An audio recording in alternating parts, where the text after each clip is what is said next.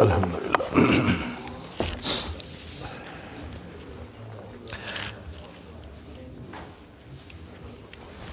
بسم اللہ الرحمن الرحیم۔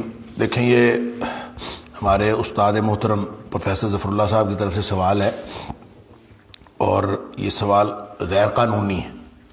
غیر قانونی اس لیے ہے کہ قانون یہ بنایا گیا ہے اس حال میں کہ جو خواتین اسلام کی طرف سے سوال آئے گا وہ لکھا ہوا آئے گا، باقی جو مرد حضرات ہیں وہ مائک میں سوال کریں گے۔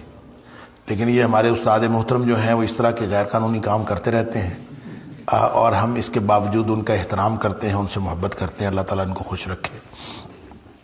وہ فرماتے ہیں اللہ کے فضل کے بارے میں بالتفصیل وضاحت فرمائیں۔ فضل کا اسم فاعل کیا ہے؟ دیکھیں، فضل جہاں استعمال ہوگا اسی آیت میں اس کا فضل کا جو فاعل ہے وہ موجود ہوگا، اور ظاہر ہے کہ فضل کا جو فاعل ہے وہ اللہ کی ذات ہی ہے۔ لفظ فضل کیا ہے اس کے بارے میں اکثر عرض کیا کرتا ہوں کہ فا ضاد لام کا جو مادہ ہے یہ کسی زائد چیز، ایڈیشنل چیز کی نشاندہی کرتا ہے۔ اس کا مطلب ہوتا ہے زائد۔ اس مادے سے اگر وزن فعول کا آئے جیسے فضول، تو اس کا معنی ہوتا ہے، اس کا معنی بھی زائد ہوتا ہے لیکن اس میں منفی معنی پائے جاتے ہیں۔ اور اگر فضل ہو تو اس میں اس کا معنی بھی زائد ہوتا ہے لیکن اس میں مثبت معنی پائے جاتے ہیں۔ لہٰذا یہ رحمت کے معنوں میں ہے، فضل رحمت کے معنوں میں ہے۔ رحمت کا معنی بھی ڈھانپ لینا ہوتا ہے لفظی طور پر، لیکن اللہ کی رحمت کو فضل اس لیے کہا جاتا ہے کہ اللہ کی رحمت اصل میں قانون عدل سے زائد ہے۔ ایک ہے اللہ کا قانون عدل کہ جس نے یہ کیا پکڑا جائے گا، جس نے یہ کیا اس کو انعام ملیں گے، یعنی یہ اللہ کا قانون عدل ہے کہ پورا پورا بدلہ دیا جانا، یہ قانون عدل ہے۔ اور اس سے زائد اللہ کا قانون رحمت ہے۔ قانون رحمت ہو سکتا ہے کہ قانون عدل کے تحت کوئی شخص پکڑا گیا ہو، اللہ قانون رحمت کے تحت اس کو چھوڑ دے، لہذا وہ جب زائد ہے اسی لیے اس کو بھی فضل کہا جاتا ہے۔ فضل و رحمہ اور رحمت و فضل، یہ اسی لیے یہ ایک دوسرے کے متبادل اور ایک دوسرے کے مترادف آ جاتا ہے۔ ویسے رحمت کا معنی ڈھانپ لینا ہوتا ہے اور فضل کا معنی زائد چیز ہوتا ہے۔ اور جہاں کہیں بھی اس کا ذکر آیا ہے فضل کا، عام طور پہ یہ اللہ تعالیٰ کے فضل کو، بعض جگہوں پہ اس کا معنی مال بھی ہے کہ تم تلاش کرو، اللہ تعالیٰ کا فضل تلاش کرو، فضل بمعنی مال ہے، تو اس میں بھی کوئی زائد چیز حاصل کرنا ہی ہے، لیکن وہاں وہ مال کے معنوں میں آیا ہے۔ لہذا جہاں مال کے معنوں میں ہے وہاں ہمیں بھی اس کو حاصل کرنے اور اس کو تلاش کرنے کا حکم دیا گیا ہے، لیکن ہوتا وہ بھی اللہ کی طرف سے ہی ہے۔ فضل انسان کی کوشش اور قد و کاوش کے نتیجے میں ملے یا بغیر قد و کاوش کے ملے، ہوتا اللہ ہی کی طرف سے ہے۔ لہذا عطا ہو کسی بھی سبب سے، فاعل اس کا بہرحال اللہ ہی ہے۔ باقی کسی فقرے کے اندر جہاں یہ فضل استعمال ہوتا ہے اس کا فاعل اپنی مقام کی وجہ سے کوئی اور بھی ہو سکتا ہے، واللہ عالم۔ ہو سکتا ہے یہ میری جو گفتگو ہے یہ پروفیسر صاحب کی جو اصل جو سوال تھا اس کا جواب ہو، امید ہے کہ وہ اس جواب سے مطمئن ہوں گے۔ السلام علیکم ورحمۃ اللہ وبرکاتہ۔ جی وعلیکم السلام ورحمۃ اللہ۔ جیسا کہ آپ نے حدیث بیان کی کہ جب سے زیادہ تھوڑا سا پیچھے کریں ذرا۔ تو یہ جنت کا سب سے مقام ان کا مقام ہے، اور جنت تمام میں نہیں سے نکلتی ہے، اور اس کے اوپر اللہ کا عرش ہے۔ پھر آپ نے فرمایا کہ اس کے اوپر مقام موجود ہے، جس کے بارے میں ہم نماز اذان پڑھنے کے بعد دعا کرتے ہیں کہ اللہ کے رسول کے اللہ کو وسیلہ فضیلت اور مقام محمود عطا کر۔ اور اس طرح پورے بنی اسرائیل میں آیت نمبر 79 ہے جہاں پہ آتا ہے کہ یہاں پر ساتھ رکھوں کا مقام موجودہ۔ اس کے بارے میں تھوڑا سا ریکمنڈ فرماتے ہیں کہ کیا اس کے بارے میں کوئی فرمان ملتا ہے کہ عرش کے اوپر جو ہے وہ مقام موجود ہے؟ اللہ تعالیٰ دیکھیں، یہ اوپر کے معنوں میں میرا خیال ہے تھوڑا سا مغالطہ ہوا ہے۔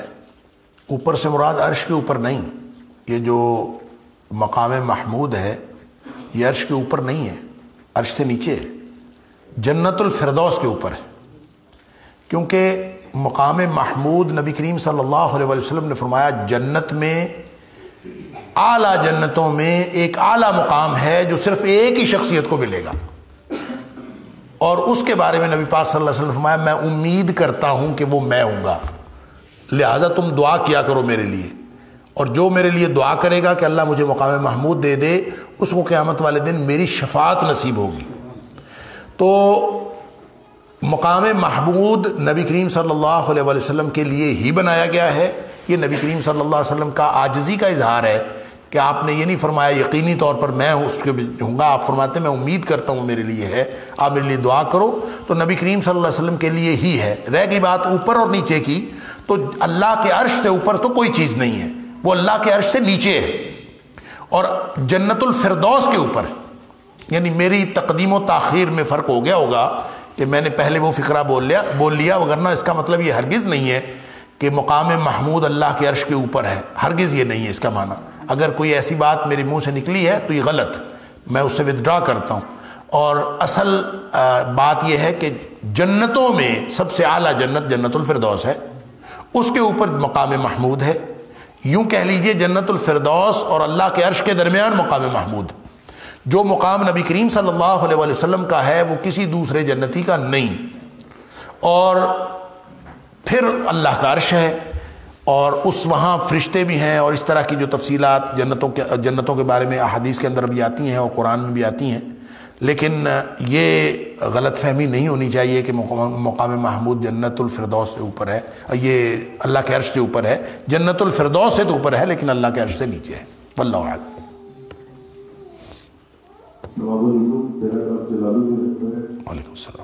ماڈرن سائنسز اور قرآن کیا یہ آپس میں کنٹریڈکشن کرتے ہیں یا اپنا قرآن سائنس کی اطاعت کرتے ہیں؟ آپ بھی پڑھتے ہیں کہ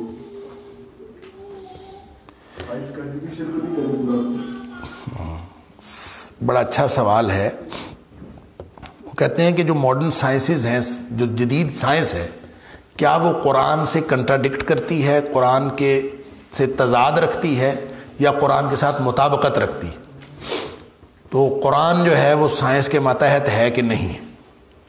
سوال میں کچھ اس طرح کے الفاظ تھے، واللہ اعلم۔ دیکھیں، گزارش یہ ہے کہ سائنس ایک علم ہے جو چیزوں کو ایکسپلور کرنے کا علم ہے۔ وہ اللہ تعالیٰ نے انسان کو جو پوٹینشل نالج دیا تھا، جو انسان کو علم حاصل کرنے کی صلاحیت عطا کی تھی بالقوہ، انسان کی قوت کے اندر رکھا تھا ابتدائی آفرینش، اس کو انسان ہمیشہ ایکسپلور کرتا رہتا ہے اس علم کے ذریعے سے، اس کائنات میں تحقیقات کرتا رہتا ہے، نئی نئی چیزیں دریافت کرتا رہتا ہے۔ یہ بائی ڈیفالٹ اللہ تعالیٰ نے انسان کے اندر علم حاصل کرنے کا ایک جذبہ رکھا ہے، اس کو انسان قیامت تک حاصل کرتا رہے گا، آگے سے آگے بڑھتا رہے گا۔ دوسرا علم وہ ہے جو وحی الہی کے ذریعے ہم تک پہنچا، وہ ہے اللہ کا قرآن، جس کو ہم تشریعی علم کہتے ہیں، شرعی علم کہتے ہیں۔ اب سوال یہ پیدا ہوتا ہے کہ دونوں ایک دوسرے کے مطابق ہیں کہ ایک دوسرے کی کنٹراڈکشن ہے؟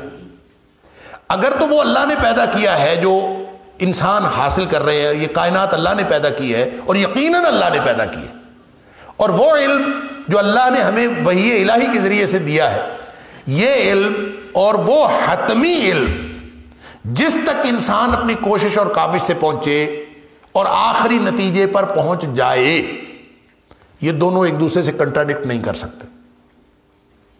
یہ قرآن نے بھی کہا ہے۔ قرآن کہتا ہے کہ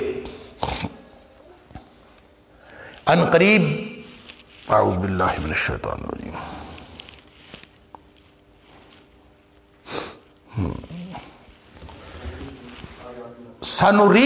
سنریہم آیاتنا فی الآفاق وفی انفسہم، سنریہم آیاتنا فی الآفاق وفی انفسہم حتی یتبین لہم انہ الحق، کہ ہم ان کو ان قریب آیتیں دکھائیں گے، اپنی نشانیاں دکھائیں گے جو آفاق میں بھی ہوں گی اور ان کے اپنے وجود میں بھی ہوں گی، حتی یتبین، یہاں تک کہ ان کے اوپر واضح ہو جائے گا انہ الحق، کہ جو قرآن نے 1500 سال پہلے بات کی تھی وہی حق ہے، ان کے اوپر واضح ہو جائے گا۔ گویا جو حتمی نتیجہ سائنس ہے نا، وہ قرآن سے کنٹراڈکٹ نہیں کر سکتا، نمبر 1۔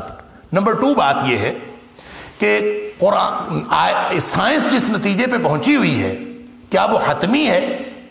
اس کے بارے میں ہم حتمی طور پر کچھ نہیں کہہ سکتے، کیونکہ سائنس تو ہر 50-100 سال بعد بدل رہی ہے اپنے نتائج کو. ایک دن ان کا کوئی اور نتیجہ ہے اور کچھ عرصے بعد وہ کسی اور نتیجے پہ پہنچ جاتے ہیں.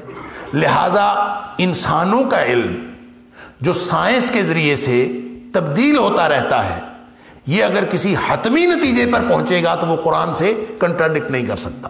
البتہ اگر کسی راستے میں ہوگا، ابھی راستوں کے مراحل میں ہوگا، تو وہ کنٹراڈکٹری ہو سکتا ہے اور سائنس اپنے نتائج بدل سکتی ہے. اللہ کے قرآن کا نتیجہ نہیں بدلتا. لا تبدیل کلمات اللہ، ہم نے آج ہی پڑھا، لا تبدیل لخلق اللہ، اللہ کی مخلوق میں بھی تبدیلی نہیں ہے، اللہ کے قانون میں بھی تبدیلی نہیں ہے. البتہ سائنس کی ایکسپلوریشن میں کمی بھی رہ سکتی ہے، ان میں کوتاہی بھی رہ سکتی ہے، اور ان کو حتمی نتیجے تک پہنچنے پہ ابھی مزید کئی صدیاں لگ سکتی ہیں.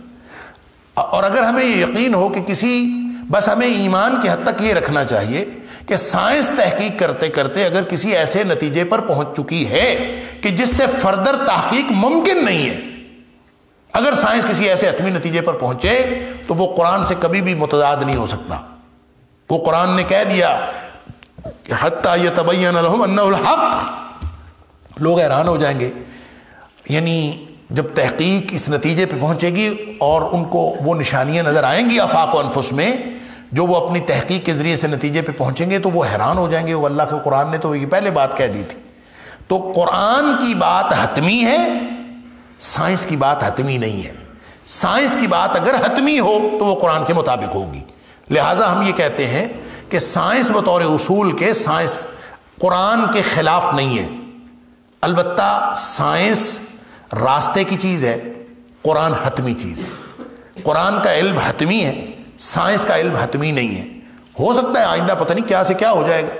جیسے یعنی اس سے پھر نتیجہ کیا نکلا؟ اس سے نتیجہ یہ نکلا کہ سائنس کی کسی چیز کو قرآن کی دلیل نہیں بنایا جا سکتا، اور قرآن کی کسی بھی البتہ تائید کے لیے آپ کوئی چیز استعمال کر سکتے ہیں جو بطور تمثیل کے استعمال ہو بھی سکتی ہے اور کبھی نہیں بھی ہو سکتی.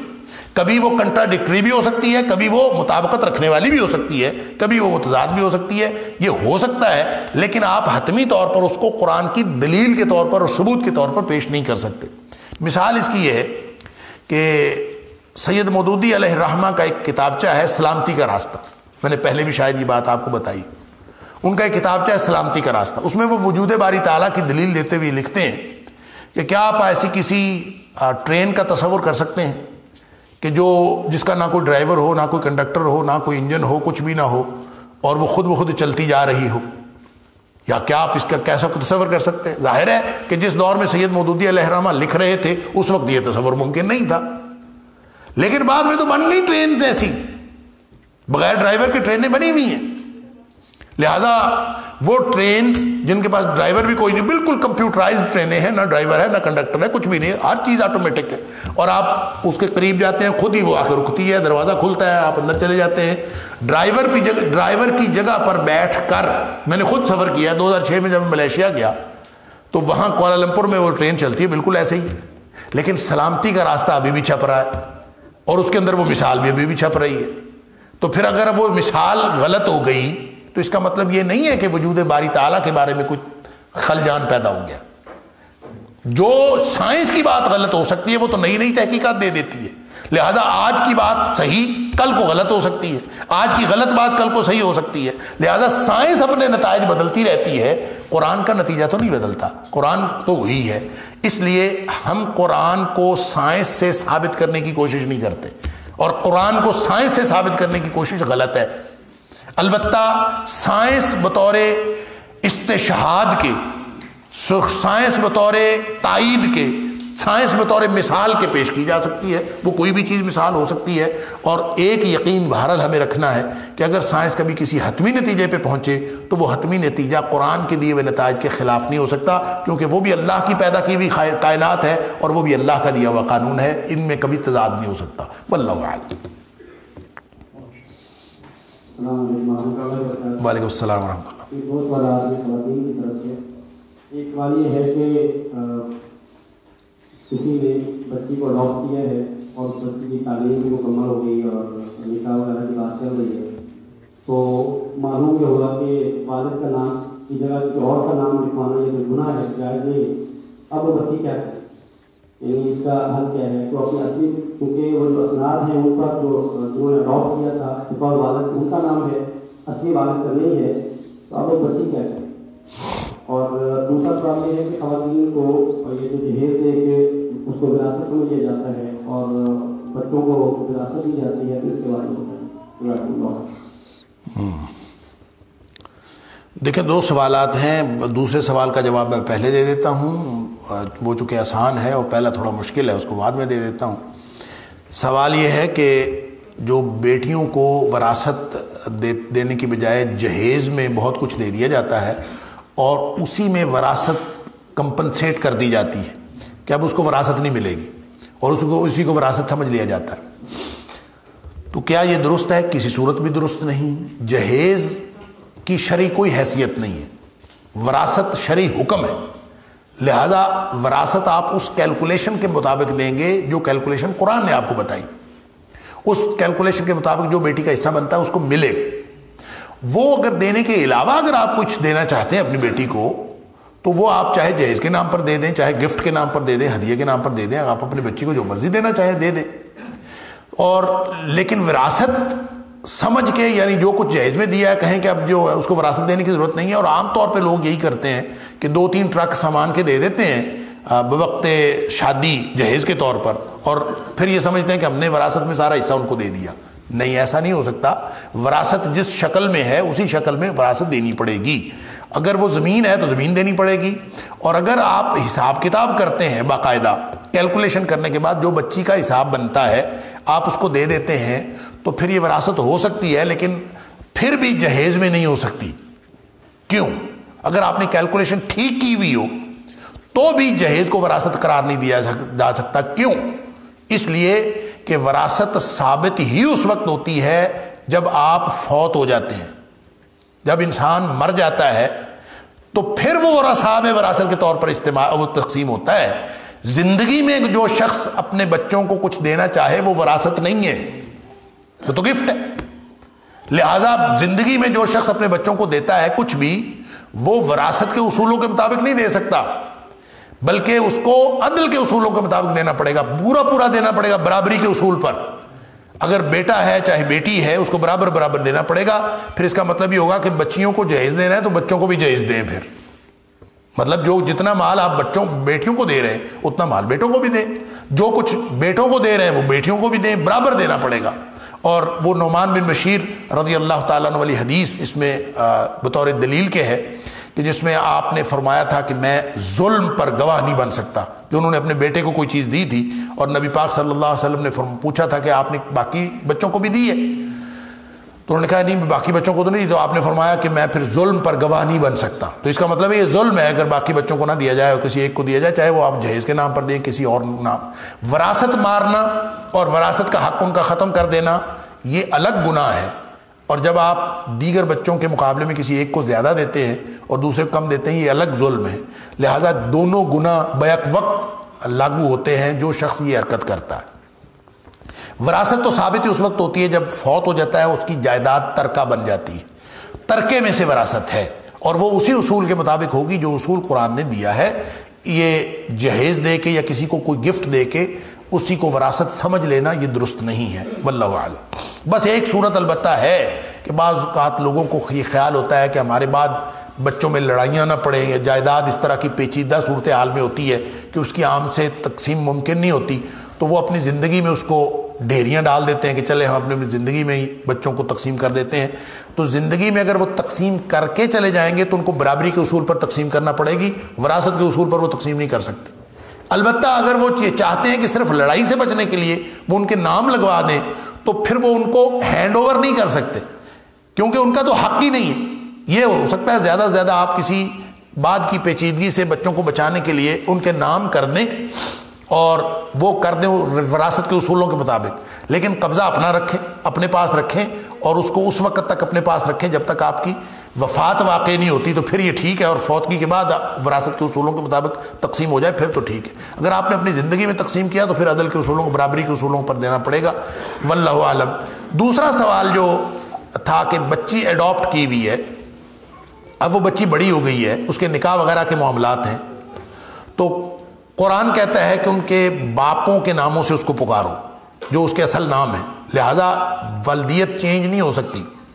صرف ولدیت نام کے اعتبار سے بھی چینج نہیں ہو سکتی بلکہ احکام بھی چینج نہیں ہو سکتے. یعنی وہ بچی جن والدین کی بیٹی ہے حقیقتاً وہ انہی کی رہے گی، بھلے آپ نے کاغذوں میں کسی اور کا نام لکھوا دیا، بھلے کاغذوں میں وہ کوئی کسی اور کی ولدیت آ گئی، تو حقیقت میں وہ انہی والدین کی بیٹی ہے جن والدین کی ہے. وراثت بھی اسی اصول سے ملے گی، اور جو نکاح طلاق اور رشتوں کے اور محرمات کے جو احکام ہیں سارے کے سارے وہ بھی اصل والدین کے حساب سے ہوں گے. آپ نے اگر اپنے بچوں کا اس کو بہن بھائی سمجھ لیا تو یہ غلط ہے، وہ آپ کے بچوں کی بہن بھائی نہیں ہیں. اگر وہ آپ کے بچوں کے ساتھ آپ سمجھتے ہیں کہ اس کا نکاح نہیں ہو سکتا کیونکہ وہ ہماری بیٹی ہے، ولدیت میں آپ نے نام لکھا دیا، تو یہ شریعت کے خلاف. شریعت یہ کہتی ہے کہ وہ اپنے والدین کی بیٹی جس کا آپ کو معلوم ہے کہ اس کے والدین کون ہیں، اس کے رشتے بھی اسی حساب سے ان کا تعین ہوگا اور اس کی وراثت بھی اسی حساب سے متعین ہوگی، اس کے سارے احکام اسی حساب سے ہوں گے جو اس کے اصل والدین کے اصل رشتے کے مطابق ہوتے ہیں. متبنہ بنانے سے، منہ بولا بیٹا یا بیٹی بنانے سے کوئی رشتہ تبدیل نہیں ہوتا، کوئی حکم تبدیل نہیں ہوتا. البتہ آپ اس کو ایڈاپٹڈ چائلڈ کو اپنے پاس رکھ لیں، آپ اس کو رکھ کے اس کو سنبھال سکتے ہیں، اس کو آپ بڑا کر سکتے ہیں، پرورش کر سکتے ہیں، اپنے پاس رکھ سکتے ہیں، لیکن اس کے احکام کیا ہوں گے؟ احکام وہی ہوں گے جو اصل والدین کی ولدیت کے ساتھ اس کے لاگو ہوتے ہیں. اب سوال یہ پیدا ہوتا ہے کہ بچی بڑی ہو گئی ہے، اس کے سارے ڈاکومنٹس کے اندر اس والدین کا نام ہے جنہوں نے اس کو ایڈاپٹ کیا تھا، تو پھر اب وہ کیا کرے؟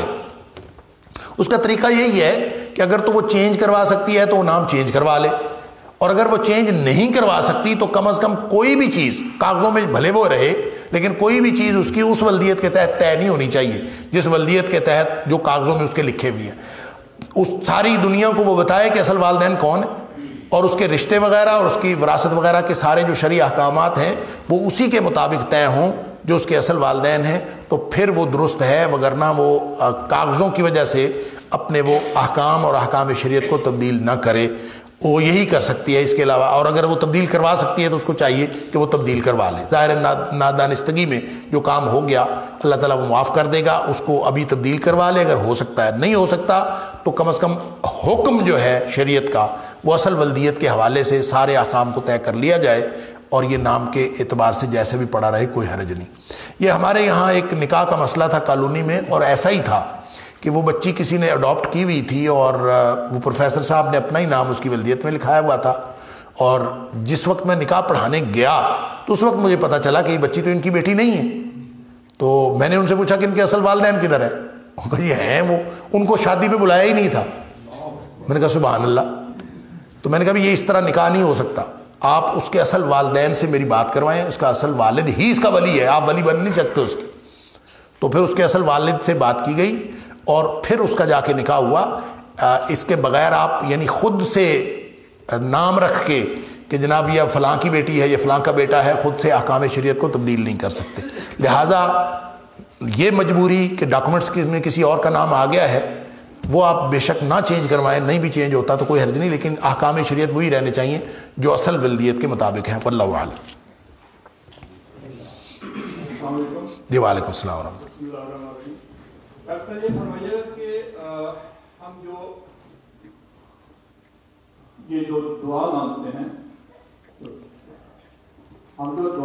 ہیں، یہ اصل میں دعا ہے کیا؟ نماز کے بعد مانگتے ہیں، مختلف اور کیفیتیں مانگتے ہیں. یہ کیسے ہمیں پتہ چلے کہ ہماری دعا، ہم اس دعا کے لیے کوالیفائی کر رہے ہیں، اور اس کا ٹھیک طریقہ کیا ہے؟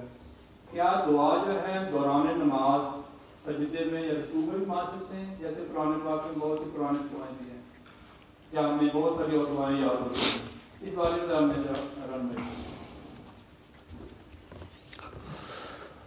دعا کے بارے میں سوال ہے، اور اس سوال کے اندر کئی سوالات ہیں کہ یہ بھی سوال ہے کہ دعا اصل میں ہے کیا. دوسرا سوال یہ ہے کہ ہمیں کیسے پتہ چلے کہ دعا کے لیے کوالیفائی کرتے ہیں.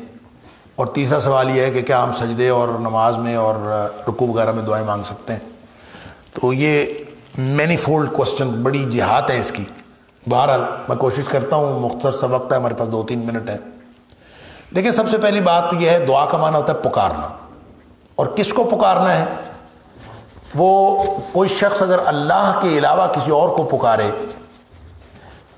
ایسی حاجت روائی کے لیے جو تحت الاسباب نہ ہو. ایک تو تحت الاسباب یہ ہے کہ میں کسی کو پکارتا ہوں کہ بھائی پانی کی بوتل لا دے مجھے، تو پانی کی بوتل پڑی ہوئی لا کے مجھے دے دیتا ہے، یہ تحت الاسباب پکارنا ہے. یہ مائک پکڑا دیں، یہ میری اینک پکڑ لیں، یہ چیز پکڑ لیں، یہ بھی پکارنا ہے. تحت الاسباب کسی کو بھی پکارا جا سکتا ہے.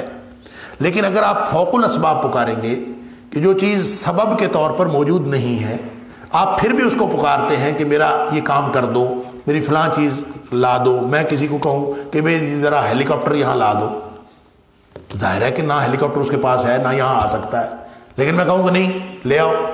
اب یہ بیونڈ ہے، ان تمام مادی اسباب کے ماورا ہے جو مخلوق کے احاطہ اختیار میں نہیں ہے. تو یہ صرف اللہ کا اختیار ہے کہ اللہ تعالیٰ اسباب کے بغیر بھی، فوق الاسباب بھی اللہ تعالیٰ وہ چیز دے سکتا ہے اگر وہ دینا چاہے. لہذا فوق الاسباب کسی بھی چیز کے لیے اللہ ہی سے مانگنا چاہیے. بہترین بات تو یہ ہے کہ جو تحت الاسباب چیزیں آتی ہیں نا وہ بھی صرف اللہ سے مانگی جائیں. بہترین بات یہ ہے کیونکہ نبی کریم صلی اللہ علیہ وسلم نے فرمایا لا تسأل الناس شیئا، لوگوں سے کوئی شے کی چیز نہ مانگو. منگتے سے کیا مانگنا، جو خود منگتا ہے اس سے کیا مانگنا. لا تسأل الناس شیئا، لوگوں سے کچھ نہ مانگو. اور لیکن کوئی شخص اگر کوئی ضرورت کی بات مانگنا چاہتا ہے جو اس کے پاس تحت الاسباب ہے، اس میں کوئی حرج نہیں ہے. لیکن وہ پکارنا جو فوق الاسباب ہے، وہ آپ جب کسی مخلوق سے پکاریں گے تو گویا آپ اللہ کی شان، اللہ کی صفات کسی اور کو دے رہے ہیں. تو یہ شرک. اس لیے جگہ جگہ آتا ہے یدعون من دون اللہ، یدعون من دون اللہ ما لا ينفعهم ولا يضرهم، جو ان کو نہ نقصان پہنچا سکتے ہیں نہ فائدہ دے سکتے، ان کو پکارتے ہیں. تو یہ دعا عبادت ہے. الدعاء مخ العبادہ، نبی کریم صلی اللہ علیہ وسلم دعا عبادت کا مغز ہے. ایک روایت میں آتا ہے الدعاء هو العبادہ، دعا ہی عبادت، پکارنا ہی تو عبادت ہے. لہذا سب سے پہلی بات تو یہ ہو گئی کہ دعا کیا ہے. دعا ایک عبادت ہے اور وہ اللہ کو پکارنا ہے. میں نے عرض کیا کہ تحت الاسباب بھی جو چیزیں انسانوں کے اختیار میں ہیں وہ بھی اگر صرف اللہ سے مانگی جائیں تو اللہ کو یہ بہت پسند ہے. اور حدیث میں آتا ہے کہ نبی پاک صلی اللہ علیہ وسلم فرمایا کہ ہر چیز اللہ سے مانگو، حتیٰ کہ جوتے کا تسمہ بھی ٹوٹ جائے تو اللہ سے مانگو. اگرچہ وہ جوتی کا تسمہ ٹوٹا ہوا ہے تو گانٹھنا تو موچی نہیں ہے نا، تو وہ آپ کو جانا تو پڑے گا اس کے پاس، لیکن مانگنا کس سے ہے؟ ہر چیز اللہ سے مانگو. کسی سے مانگنا کیا ہے؟ تحت الاسباب چیزیں آ جاتی ہیں. تو جہاں تک دعا کا تعلق ہے تو صرف اللہ تعالیٰ کو پکارنا چاہیے. اس کا نام دعا ہے. کوالیفائی کیسے کرتے ہیں؟ کوالیفیکیشن ہے ہی کوئی نہیں. کوالیفیکیشن صرف اس کے ساتھ لا لگانا ہے، مانگنا ہے، اس کی طرف توجہ کرنی ہے، اس سے مانگ لینا ہے. اجیب دعوت الداعی اذا دعان. اس کی کوالیفیکیشن یہ ہے کہ میں ہر پکارنے والے کی پکار کو قبول کرتا ہوں جب بھی مجھے پکار. اس نے تو کوئی ٹرم اینڈ کنڈیشنز رکھی کوئی نہیں، لہذا کوالیفیکیشن کا سوال ہی کوئی نہیں ہے. ہر مخلوق اللہ کو جب مرضی پکارے، جس وقت مرضی پکارے، جیسے مرضی پکارے، اللہ اس کی دعا سنتا بھی ہے، قبول بھی کرتا ہے. البتہ رزق حرام کھانے والا، بہت ساری چیزیں جو انسان کو ڈسکوالیفائی کر دیتی. کوالیفیکیشن ہے، ڈسکوالیفیکیشن ہو جاتی ہے. کوالیفائی تو ہر شخص کر رہا ہوتا ہے، البتہ ڈسکوالیفیکیشن ہو جاتی ہے بہت ساری چیزوں سے. مثال کے طور پر رزق حرام ہے، آدمی حرام کھا رہا ہو تو پھر دعائیں قبول نہیں ہوتی، اور اس کے لیے بھی دلیل موجود ہے ان اللہ طیب لا یقبل الا طیبا. اللہ پاک ہے، صرف پاکیزہ چیزیں قبول کرتا ہے. تو اس کا مطلب ہے جو آدمی اللہ کا حکم مانتا ہے اور اللہ تعالیٰ کے ساتھ شرک نہیں کرتا اور اپنے اوپر اللہ تعالیٰ کے احکام نافذ کرنے کی کوشش کرتا ہے، اس کی اللہ دعا قبول فرماتا ہے. اور جو یہ نہیں کرتا اس کی دعائیں قبول نہیں ہوتی. جیسا کہ نبی کریم صلی اللہ علیہ وسلم نے ایک شخص کی مثال دی کہ وہ آیا کعبۃ اللہ میں کھڑا ہے، آسمانوں کی طرف میں ہاتھ اٹھاتا ہے، یمد یدیہ الی السماء یقول یا رب یا رب. بیت اللہ میں کھڑا ہو کے لمبا سفر کر کے اور پوری مشقتیں برداشت کر کے وہ پکار رہا ہے، لیکن وَمَطْعَمُهُ حرام وَمَشْرَبُهُ حرام وَغُذِّيَ بِالْحَرَامِ وَمَلْبَسُهُ حرام وَغُذِّيَ بِالْحَرَامِ. غذا حرام کی، شرائط کا، لباس حرام کا، پینا حرام کا، کھانا حرام کا، سب کچھ حرام کا. فَأَنَّىٰ يُسْتَجَابُ لِذَٰلِكَ. اور دعا کا جواب کہاں سے آئے گا؟ یا پھر نبی پاک صلی اللہ علیہ وسلم فرمایا کہ اگر تم امر بالمعروف اور نہی عن المنکر چھوڑ دو گے، اللہ کے احکام کو چھوڑ دو گے، تو پھر ایسی کیفیت ہو جائے گی، عذاب کی کیفیت میں تم مبتلا ہو جاؤ گے، پھر تم دعا مانگو گے، اللہ تمہاری دعا قبول نہیں کرے گا، یا تمہارے نیک لوگ دعائیں مانگیں گے، دعائیں اللہ قبول نہیں کرے گا۔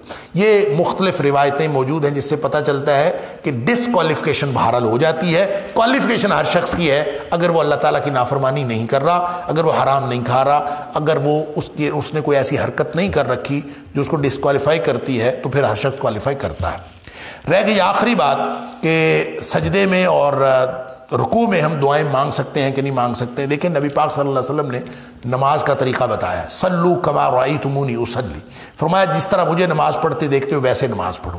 لہٰذا فرض نماز میں تو اس کے لیے مختلف نقطہ نظر ہے کہ دعا مانگی جا سکتی ہے، کون سی مانگی جا سکتی ہے، کون سی نہیں مانگی جا سکتی، اس لیے کہ نبی پاک صلی اللہ علیہ وسلم کا یہ فرمان ہے کہ جو انسان سب سے زیادہ قریب اللہ کے اس وقت ہوتا ہے جب حالت سجدہ میں ہوتا ہے۔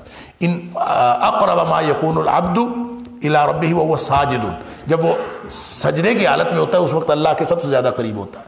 فاکثروا فیہ الدعاء، اس میں زیادہ زیادہ دعائیں مانگا کرو۔